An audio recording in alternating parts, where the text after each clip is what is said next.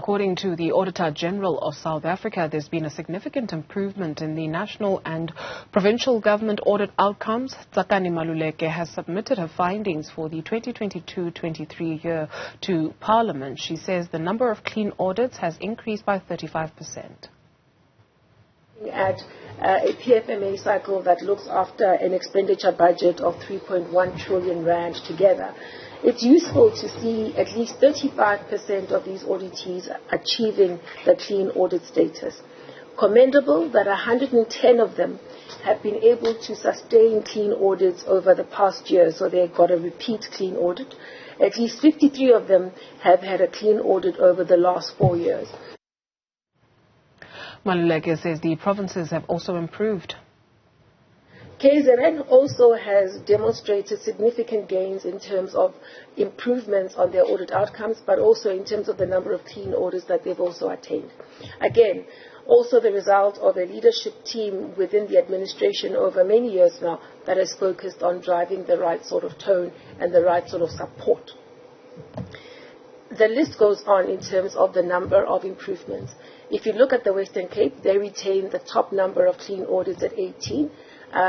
But for the first time, they're not too much of an outlier if you look at the other provinces, which is encouraging because it tells us that all the provinces are moving in the right direction.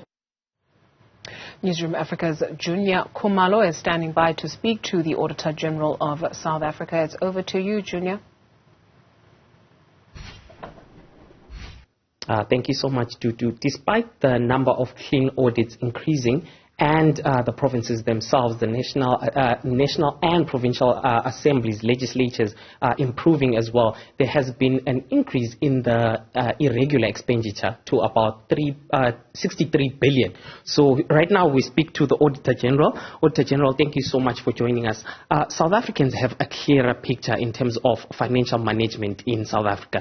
You released the local government findings earlier this year, and then now the national and provincial.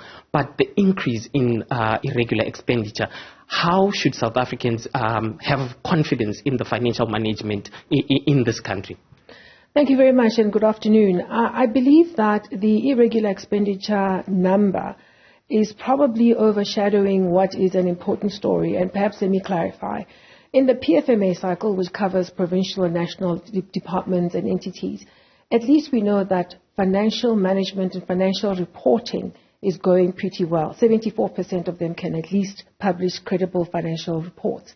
What is really the issue is that they tend not to comply with the law when they run procurement processes, and also what they do is they ignore performance information, which is really the difference between an institution that performs well and can demonstrate what it is they've done with the money put into their hands, and can therefore confidently report back to citizens what they've achieved on their behalf. Somebody with a good performance report can do that. Somebody without a credible performance report can hardly do that. And if you look at public institutions, their responsibility is, yes, your debits and credits, which are going well, but also performance information as well as operating within the rule of law. Okay. And in terms of SOEs as well, there's been a challenge there in terms of delayed submission or some entities not submitting at all. What is going to be done to try and address this issue? So the SOEs, most of their audits have been completed. There are just a few that are still delayed. The story we were telling the portfolio, the SCOAG, the members or the honorable members of SCOAG this morning, was that there are too many entities, public entities, that get away with missing the accountability cycle because they either submit their financials for audit to us late, or for one reason or another, their audits keep getting delayed. And we flag those, specifically the big ones in that category. PRASA is one that needs attention.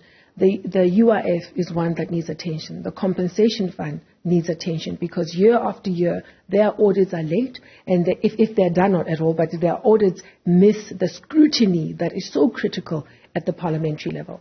There's been also another positive, the ability by your department to also get about 2.9 billion back. How did you manage this? So as you know, we've been given new powers through the amendment to the Public Audit Act, and we've been employing this instrument through the audits over the last 4 years.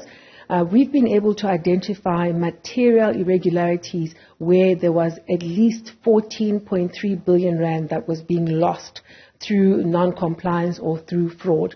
We've been able to use this instrument to do a couple of things. One is to get accounting officers to act on these problems, such that they are now instituting disciplinary action, they're reporting matters to law enforcement, etc. Importantly for us, another thing that they're doing is they're going about the recovery of funds.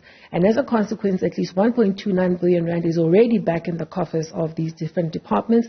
Another 500 million rand is in the process of being recovered, and over 700 million rand is also still to come into the coffers. So a total of 2.5 billion rand of resources has been protected through the work of the AGSA employing this instrument. And remember, the instrument doesn't take over the job of accounting officers. It merely complements what they do, and it supports improved accountability, consequence management, and resource protection. So we're pretty pleased with what we've achieved. However, if you look at the difference between 14 billion rand and the 2.5 billion rand, you can see a pretty big gap. It tells us that if we're going to get to a point where there is proper expenditure of funds, such that all the taxpayer funds are being spent with better efficiency and effectiveness, it is accounting officers that have to prevent problems, that have to make sure they quickly detect them and quickly act, instead of waiting for the AG to force them to act. Okay, thank you so much, Ms. Maluleke, for your time. That is the Auditor General. She has just detailed the national and provincial audit outcomes to the Portfolio Committee in Parliament. Juniour Khumalo, thank you very much for that report.